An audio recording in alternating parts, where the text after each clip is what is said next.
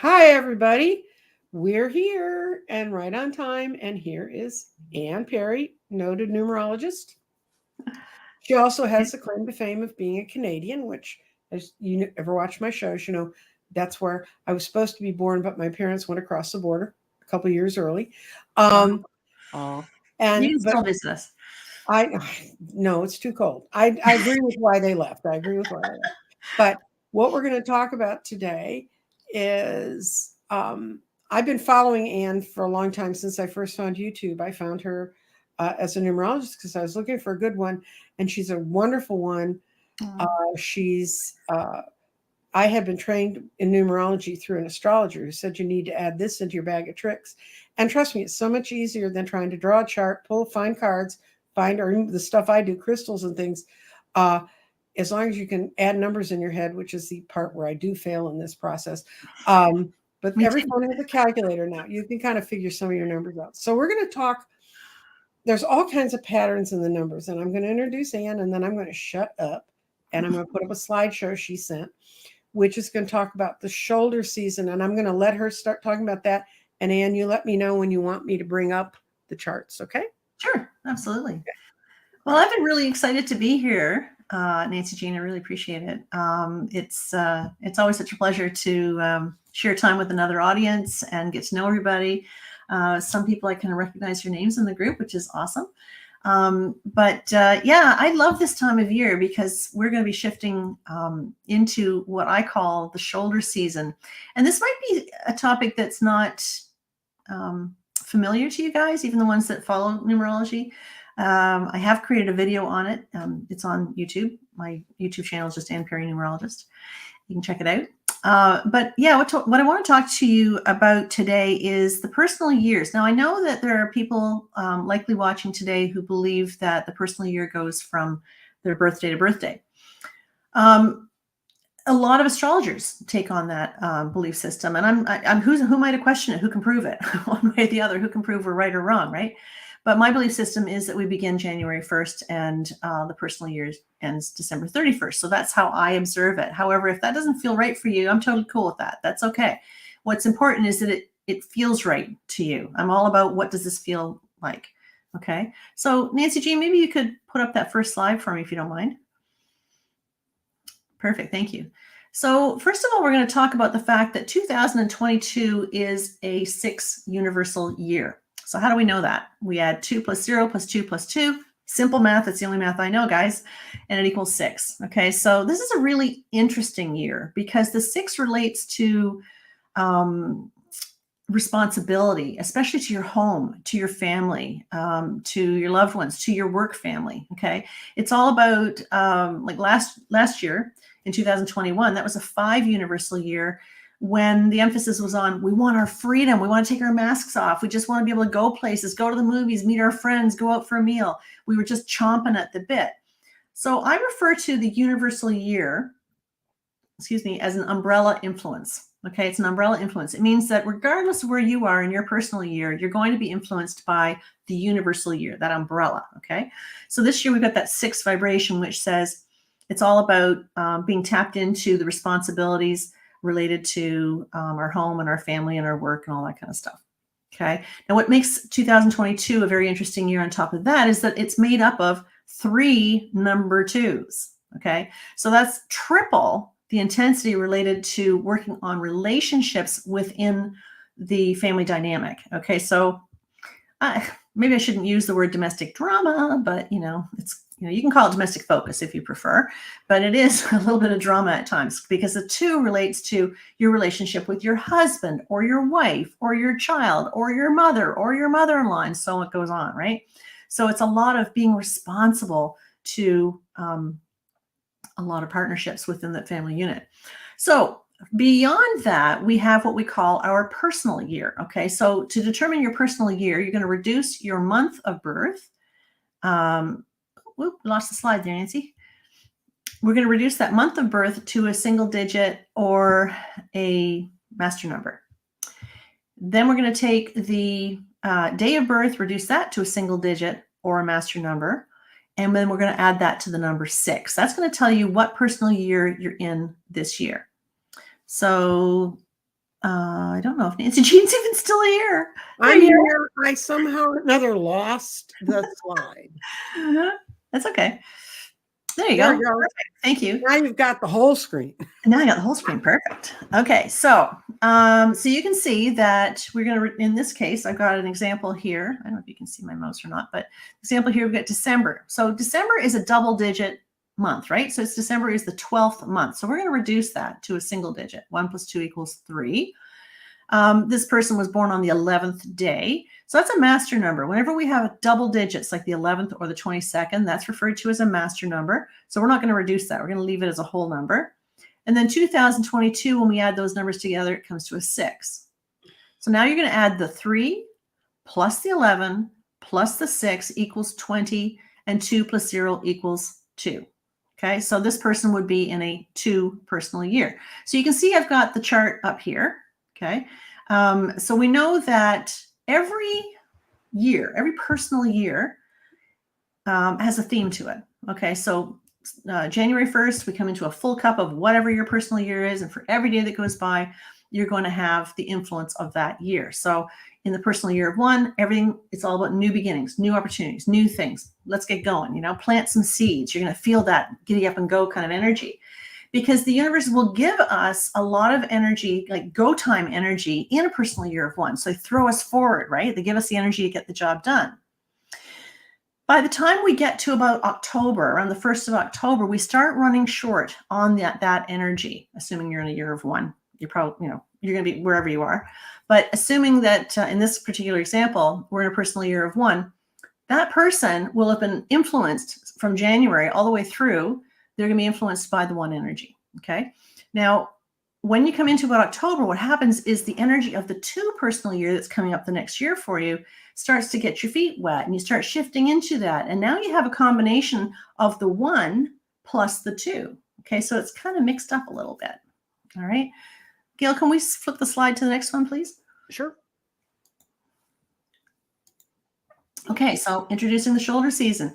So your personal year, as I see it, goes from the 1st of January until the close of December. So when you get to about October, you're going to begin to feel that shoulder season, which is that blending of your current personal year with your upcoming year. Okay. Now, January, February, and March are also going to be a shoulder season that's going to include some energy of the year before. So in this example I just showed you, you'd be bringing in with you a little bit of 1 energy, but also blending it with that 2 energy. Okay. So you got a shoulder season from about October until the 1st of April, where you have a blend of 2 years.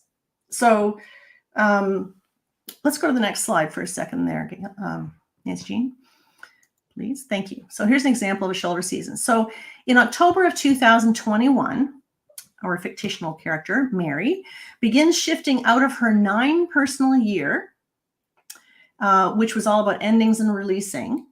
And now she's into her 1 personal year full of new opportunities and new beginnings. Okay. So in January of 2022, Mary fully moves into her 1 personal year. But in January, February, and March, Mary is still going to have the influence of the 9 personal year mixed into her 1 personal year. So, you know, that's why when we go into a 1 personal year, for example, we're still kind of dragging our heels a little bit, because we feel like we're supposed to be wrapping things up. Even though the bigger intensity is on that 1, we still have a little essence of that 9 coming over, right? And causing us to feel a little bit of an influence of, you know, I still have to release and let go of things. So it's a bit of a contradiction, right? Because the 9 says, kick it to the curb. The 1 says, let's get it started. So from January, February, and March, in a 1 personal year, it can be a little bit of a contradiction. In April of 2022, Mary is hugely going to be influenced purely by the energy of her 1 personal year. Okay, so whatever your personal year is, the 1st of April, you're really going to feel it more so, okay? Because it really comes to a clearer energy, if you will, more focused energy. But in October of 2022, remember Mary's number 1 personal year now, she's going to start losing the intensity, the vitality of that number 1, and she's going to start feeling the upcoming energy of the personal year of 2, okay? So in that particular case, that would actually be a good time possibly to look at a new relationship, right? If she's in a 1 personal year, it's about new beginnings. And when she comes into October, November, December, she's got that energy of the 2 coming in. Okay. So how do we read that? Well, you've got the 1 personal year, which is about new beginnings, and the 2 that says it's all about relationships. So this is all about new relationships. And January, February, and March of her personal year of 2, she's bringing with her the 1 energy, right? Of October, November, December. I hope that makes sense. I know I'm throwing a lot of information at you. So you're also going to be influenced by that umbrella vibration that I was talking about of the universal year. And in this case, in 2022, that vibration is focusing on the family dynamics and various relationships in your life. Nancy Jean, before I go on to the next one, would you mind going back to the colorful description of the first slide? Pretty one? Okay, the pretty one. The pretty one, that's it. Okay, so I just want to give you kind of a tour of this for a second for those of you who may not be familiar. So the personal year of 1, it's aptly colored in green because it's go time, right? So this is plant some seeds, get something done, set your intention, because anything you plant in your personal year of 1 is going to be influenced over the next 8 years, okay? So it's go time. When you come into your year of 2, it's not going to be so much about you anymore. It's going to be about you and one other person. The year of 1 is, I don't really care about anybody else but me, right? I'm going to plant my seeds. I'm going to get going. Year of 2, it's you and one other person. So this is a focus on relationships, okay? Slow and steady wins the race. It's all about patience and diplomacy and partnership. It's not going to have the same energy that you had in the year of 1. You ran hard in your year of 1. You're tired. You come into the year of 2, we're going to rest, we're going to restore, okay? Gather up the steam again. So because when they put you into the year of 3 again, your energy is going to come back in October because you're getting ready to go into that 3 again, filling your cup up with 3 energy, and that's go time again. So remember what I said. Year 1 throws you forward, year 2 brings you back, year 3 throws you forward, and so on and so forth. So it's important that we understand where we're at, right, in that energy. So when we get into that 3-year, very creative, but very social. So the year of 1 was about you, the year of 2 is about you and one other person, and the year of 3 is about you and the social side, the crowd, right? Very creative, very inspirational, all kinds of ideas coming down the pipes. What do I do with those ideas? Well, you wait until the fall when you start picking up on the energy of the 4 that says, I've got to get organized. I got to get disciplined. I got to get focused, right? Got to put it together. That year of 4 is all about self-improvement. And when you think of the 4, guys, I want you to think about 4 posts into the ground. Boom, nailed in, right? Nice and grounded. So it can feel very stuck. You can feel very trapped and very stuck in a year of 4 because your ability to focus is better than any other year, okay? So you have to be very careful with your focus in a 4 personal year if you're really going to take advantage of that energy, okay? So anything you put your energy, attention, and focus on, it's going to get bigger, right? Because you're bringing it closer. So focus on what you want to attain. When you come into the year of 5, it's going to be the opposite of the 4. You know, the 3 is the opposite of the 4. The 2 is the opposite of the 3, and so on and so forth, right? There's always polar opposites. So the 4 says, I got to get to work. I got to get focused. I got to get disciplined. And the 5 says, hell no, I just want my freedom, right? Leave me alone. I want change, unexpected events, shake it up, make it different. I want some freedom. So it can be a little chaotic in year 5, and you're maybe spending too much money, traveling a little bit too much, whatever, having a good time. When you roll into the year of 6, that's going to be all about responsibility again. All right, got to put my big girl panties back on. Got to get responsible. Got to make sure I'm being there for my family. And when you come into the year of 7, the year of 7 goes, back off, everybody. I'm friggin' tired of all of you. I was there for you all last year. Not happening this year, right? I want to be more invested in my own personal growth. I'm going underground. I'm going in my cave. I don't really want to spend time with anybody. So you do get a little insular and introspective and reflective in that personal year of 7. Getting ready, because the 7 says, what do I want? Where do I want to go? How do I get there? We come into the 8 energy, and the 8 is the year of manifestation, where you can actually put it together, right? Make it happen. It's a year of stepping into your power, your own personal power. In the year of 7, you might have been thinking about the fact that maybe I've been a little bit abused. Maybe I've been treated like a doormat. Maybe I haven't been, it hasn't been so good. So I got to really re-examine how I've been teaching people how to treat me. I'm going to figure that out in my personal year of 8. And then when we shift into the personal year of 9, this is about the endings, the conclusions, the culminations of things. It's about releasing, letting go, forgiving, forgetting, moving on, kicking to the curb anything that is not serving you well so that you can travel light into your year of 1. That's a lot to put. Wow. Okay, I need you to go to the Concluding slide 4. Slide number 4, please. Yeah. There we go. Okay, so there are other things that can influence your personal year. Okay, all of us have long-term cycles that influence our medium-term cycles. The personal year is considered a medium-term cycle. We've got life path periods. We've got pinnacles. Those are considered to be longer-term cycles that can really influence the way that your personal year is going to roll out for you. Your birth name. Now, this is something that most numerologists never talk about, and it's something that I spend a ton of time on during the readings that I do. Your essence. Okay. So if you and I were in a 7 personal year at the same time, we're both going to be affected by the 7 energy. Okay. So a 7 is a 7 is a 7. I want you to think of those 9 years as a black and white template. Okay. Mm-hmm. Now we're going to take color and throw it against our personal year to bring it to life. And how do we do that? We do that by looking at the birth name. How does the birth name appear on the birth certificate? That creates what's called an essence. And it is freaking fascinating because it tells the difference between how Nancy Jean's going to go through her 7 personal year, how Anne's going to go through her personal year, right? So you might have a karmic debt influence happening during that personal year, and Nancy Jean might have something entirely different, right? So this is how I personalize it. So this is, we look a lot at the birth name. So it's really important. This is something I teach in my community, by the way, if anybody's interested in learning it at some point. If your life path number is the same as your personal year, for example, I am a 7 life path number. I am in a 7 personal year. The 7 has been kicking my ass this year. A lot of shadow work, a lot of diving into what do I want? How do I want to get there? What's it going to look like? That kind of stuff.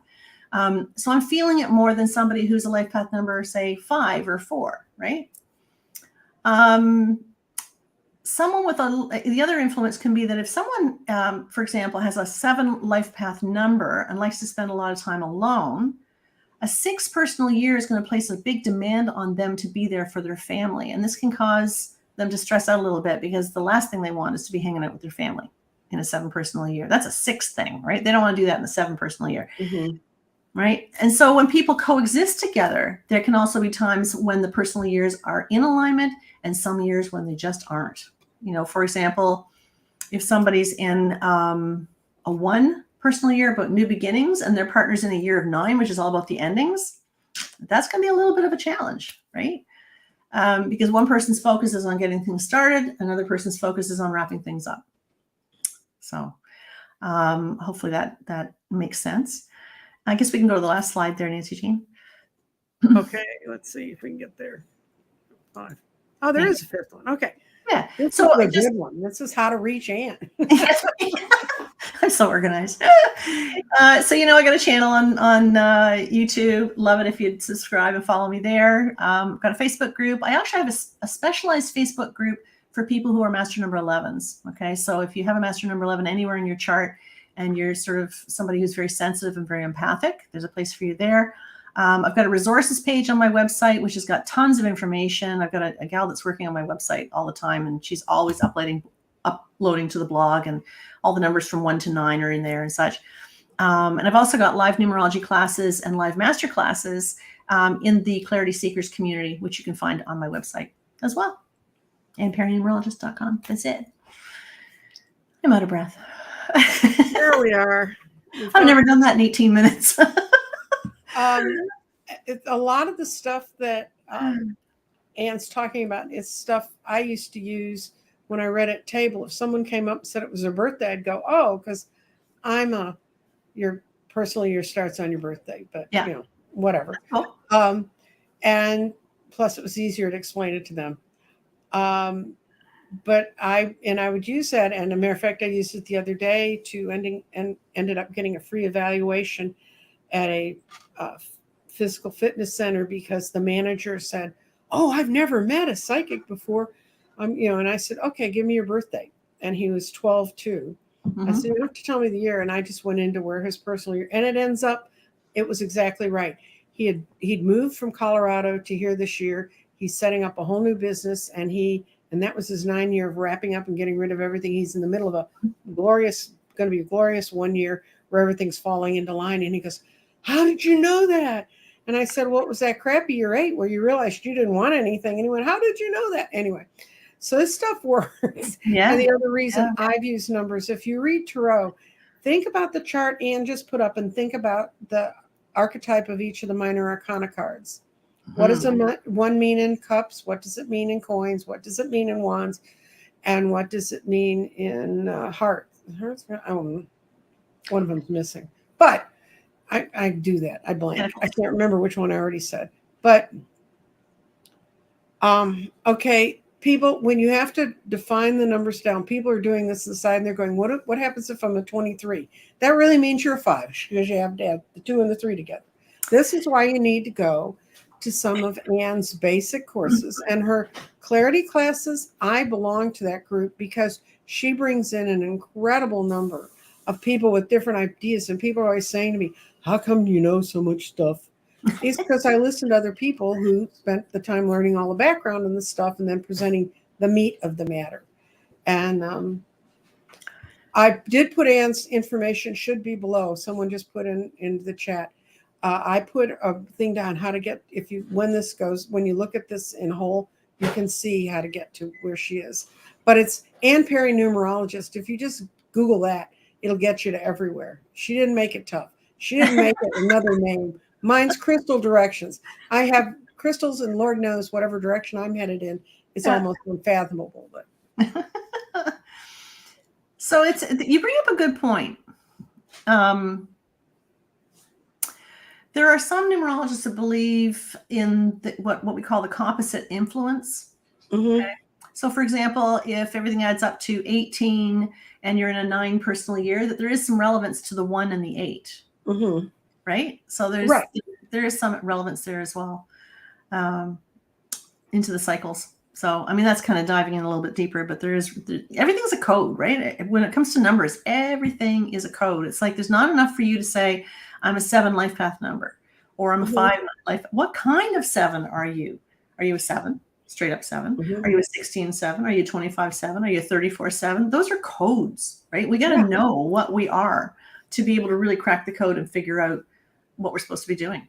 And since there are people who are just numerophobic, they just don't want to know what number is anything. I mean, they've had bad math teachers when they were kids. I did too, man, until I put calculators on phones. I would not have an MBA if they hadn't come up with handheld calculators. Yeah.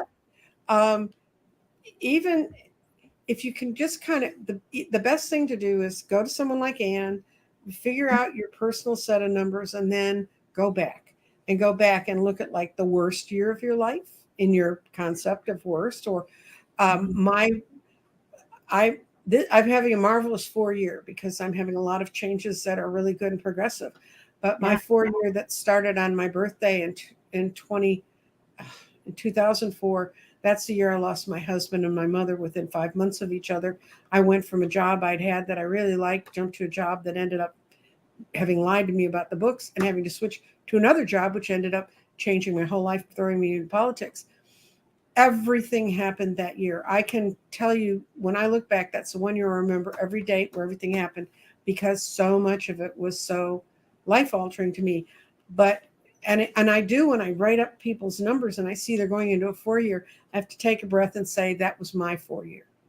And absolutely. You have to look at my other numbers, because my expression number is an 8, and it means everything's going to be money, power, where am I positioned in it. Very narcissistic way of looking at it, but that's where it was, and that is what happened. It completely reframed me. It took down the house I lived in and built a new one.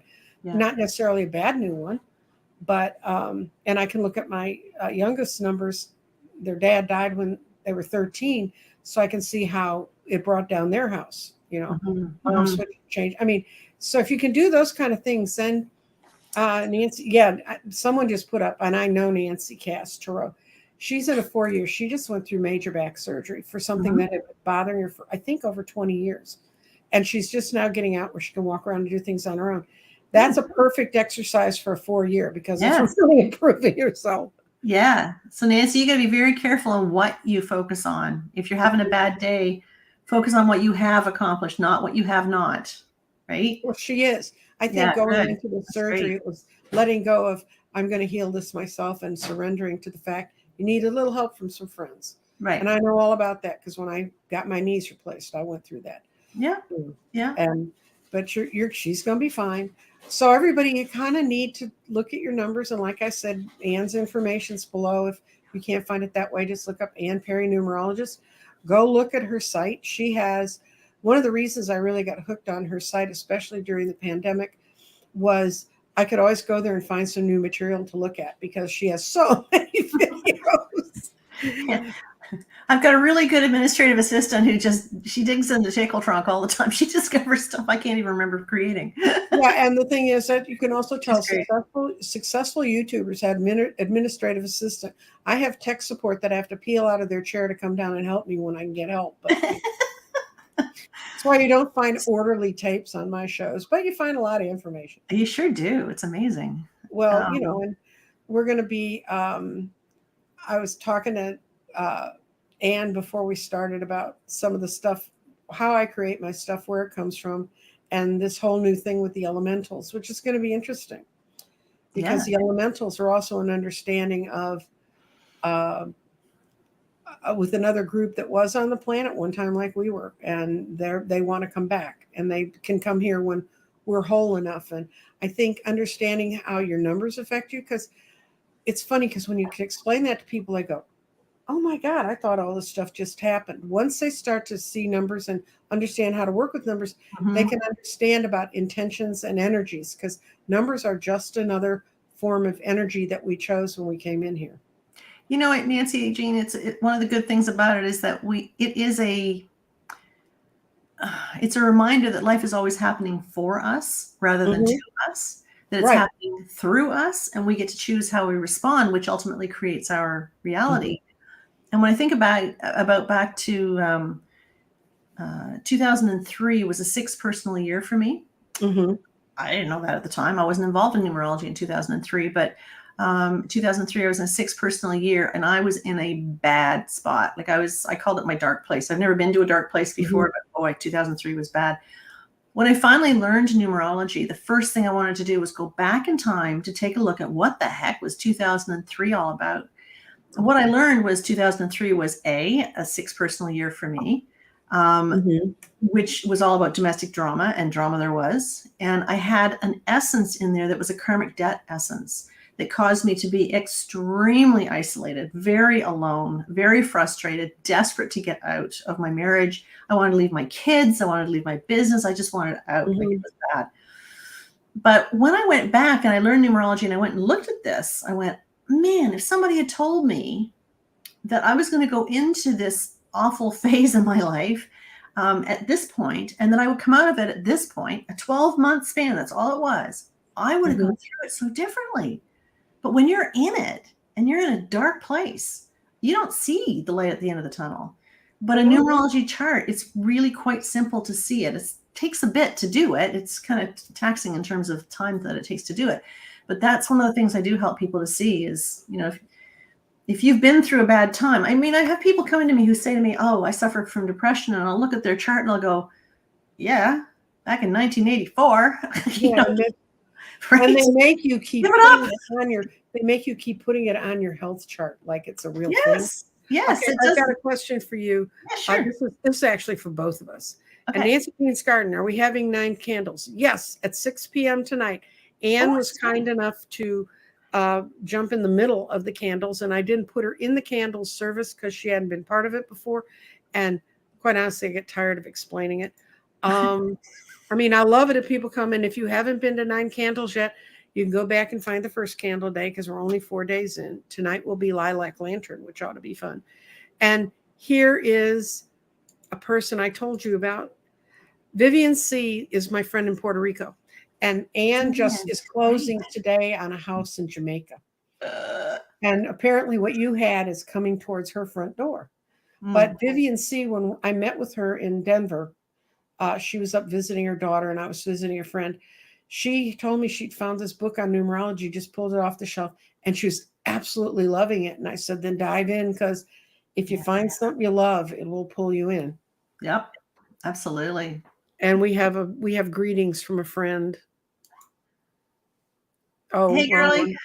Yeah, she did We'll another see you one where she October said 4th. hi to us. Dr. Gale's And going to be my guest in the community on October 4th, talking about if we are, how do we know if we're having alien encounters? huh? So, yeah. Yeah, I know. I was explaining Dr. Gale this morning again to my oldest son, and he said, "Your friend does what?" Anyway, there's a few other questions in here, and I'm kind of looking at them. This is my friend, like I said, Bill. We're going to put the information below, but it is Ann Perry, numerologist, and there's some really fun other readers in here who I think can learn a whole lot from going through your stuff, reading reading your posts and seeing your shows, because they're really, really informative. And like I said, let's see if I can I get this. Okay, that's all of her information in teeny tiny print. Stop it. It's font 18. I know, but it doesn't look like that on my I screen. know. But she does, like I said, she does live readings, and she does, and I just think the world of her, and I was so delighted. She actually met Dr. Gale before me, but she met Dr. Gale because I'd sent Dr. Gale there because she had a numerology question. Because of you. Right.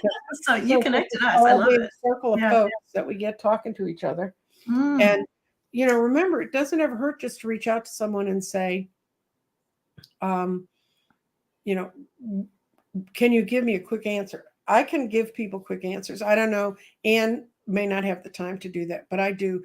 And I try to get people interested in the whole realm of divination and energy. And starting at the end of my 9 candles, I will be doing a whole lot with earth energies in just delving into the subject around the 9 candles. I've pulled up a whole bunch of other energy workers around the world that work with the big energy centers. And I found a guy in England who teaches how to douse your house, how to douse yourself, your own personal space, and how to find where energies are not connected. And he teaches you how to clear. Love that. Which, I think is kind of fun. This one's, I answered this for Marie, but she wants to know if it's her actual birth name before she was adopted. Is that the one you want to use, or what do you do about that? So Marie, the answer to that is that we typically look at your full name, including all your middle names, as it was published on your first birth certificate. There are some theories that say if you were adopted within less than 12 months and your name changed and your new name was published on the birth certificate within 12 months, then you go with that one. My personal feeling is that we go with the actual first one, because the theory is that we choose the vibration of our birth name before we get here, right? We send forth a message telepathically to whoever is going to name us. Doesn't have to be a parent. It could be a grandparent, it could be whomever.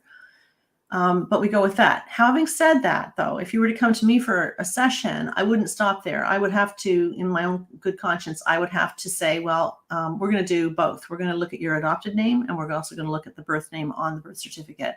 And you get to choose what feels best. And this is why this topic that I'm talking about, the essences, is so important, because I can look at you and say, okay, Marie, you're in a personal year of 5, and oh my God, this must be a real rough year because you're going through this essence. Does that feel about right? And if you're like, no, then I'm going to go with the other name. If you can't identify with that essence, that's a deal breaker right there. It's how you feel. It's not about me being right. It's about how do you feel and how do you connect to the name. Right. And okay, so with that, I think I know there's like 1,000 other questions in the chat out there one way or another, but I think it really is so complicated, and I would hate for someone to not know how to add their numbers and hear us say something about a 7 and decide we're a 7. I do have a friend, though, who her birthday, her soul, her essence, and her outward appearance, that's the way I view them, all add up to 9. That's the 4 main numbers. She has no other numbers in there. So are you saying that her Numbers Each are all. one of those, all of them are nines. I used to give her name Oh, okay. when I worked psychic fairs. I used to give it to numerologists to watch them freak, because, and we finally figured out in knowing her, she just had her birthday, Uh-huh. and we were figuring it out one time. We figured out she was born into a cycle where she was always where things could change and move on to the next thing, but there was nothing behind her nudging it. She doesn't have another number among her four numbers Oh, interesting. push her, to give her now. So she had to totally rely on, like, she Mm. she would get into jobs and she would continually believe that things were going to end up differently than there were, even though she said, why was I so stupid? Why did I stay there till then? And it's usually someone from the outside that would have to intervene in her world and push her. Now she's learned that about herself, so now she spends more time being really thoughtful. She's Yes. also a very psychic person. I mean, I was she's going to say hugely empathic. Mm-hmm. And a big job for her would be figuring out what is mine and what isn't. Mm-hmm. Right? And that's what So, she does. She's always trying to rescue everybody else and yeah. thinking they're going to have the same mentality she does. I keep telling Yeah. her, you're too nice to all the rest of us. Mhm. Yeah, the inclination of the 9 is to be the fixer, but the lesson for the 9 is to learn how to help people to help themselves. So the responsibility doesn't always fall on your shoulders to do the fixing. Mm-hmm. And really, to be a healer is to help somebody to heal themselves, right? Yeah, and she keeps. That's what she and I were talking. She's a friend I went to visit in Denver, and we were talking about it. And she said, "I know I'm supposed to heal people, but I'm not sure how yet." Mm. And she said, "I feel like I'm pulling up here in years." And I go, "Well, you're turning the age I was when I dyed my hair purple. And if you look back at the last 4 or 5 years of my life, it's like it's like a complete ride." And she said, "I don't know if I have enough energy for that." And I said, "Yeah, you do. And you don't have to dye your hair purple." But it's really how numbers work, and how they work for us is just fascinating. And I hope y'all will go and ask Anne all your deep, dark numerologic questions, because I don't know the answers. You know more than you give yourself credit for. I've heard you Oh, I speak know about a whole lot. numerology. I don't have a lot of nines in my numbers, but I have a whole lot of feeling like I don't want to give someone the really wrong information. And I have been given the wrong information in the past by people dealing with elements. And so I try to stay in kind of my lane. Mm-hmm. And I know it's like I know just enough astrology to be dangerous. I know just enough numerology to be dangerous. Well, I think that one of the things I want to convey about that, Nancy Jean, is that I don't necessarily believe. I used to believe that there was a right way to do things, and that's the way that it's done, and unequivocally. Because when I first learned numerology, I was taught to just add the numbers straight across, and you come up with your life path number. In that case, for me, add the numbers straight across, I come up as a 34, and 3 and 4 equals 7. So I couldn't argue the fact that I was a 7. I get that 7 is 100% me. The 3 and the 4, what we call sub-lessons that make up that composite number, or that code, if you will. The 3 relates to learning to be the communicator. I don't have any trouble with that. That's not an issue for me. The 4 relates to being on time and accountable and the builder and all that. I got all that, right? So that was just leaving me a little bit. And I was introduced to the work of Matthew Oliver Goodwin, who said what he would want you to do is to break down your month, your day, and your year to single digits or master numbers, then add them together. When I did that, I came up as a 16-7. I was like, hell yeah, I get it. I understand the lesson related to the number 1 about developing confidence and leadership and all that. And the 6, what's my responsibility? What isn't? I so have that. But bigger to that is the fact that I came in with a 16-7 karmic debt. And that just sealed the icing on the cake. I'm like all over that because I get it. But why I'm even bringing this up, I know we're trying to wrap things up, but why I want to bring this up is that I'm not going to, if you come to me and say, well, I think I'm an 11, and I look at you and I think that you're a 20/2, it's not about me being right. It's about discussing it and talking about it and seeing what does feel right for you, right? What is the difference between you being an 11 and, my opinion, you being a 20/2? So at the end of the day, you guys have to do the calculations the way that it brings up a code that feels right to you. So your responsibility is to learn what is the vibration of each one of those numbers so you can accurately crack the code. That's all I got to say about that. I've got one more thing I want to share with you. Yeah. Vivian C., who's just survived the hurricane, has a lot of sevens. Maybe Mm. that's good news since you got lots of sevens.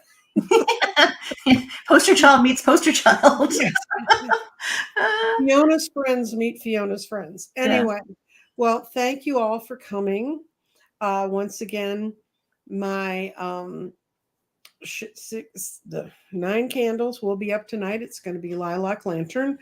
Gets in the hot seat. Although those things go really quickly. I think my longest one's 30 minutes. So they not take a lot of time. If you haven't started your candles yet, come on in. You can go back and start at the beginning and start lighting. But it's just important, if you do decide to light candles with us, to light 9 of them. But today we're going to put out the one I lit for Anne coming through today. Thank you. And we will see y'all later. And I'm hoping to have Anne back on and we can talk more about this stuff. If you like her, let me know. Love it. And we'll work this out. Thank you very much. Bye-bye. Thanks, guys.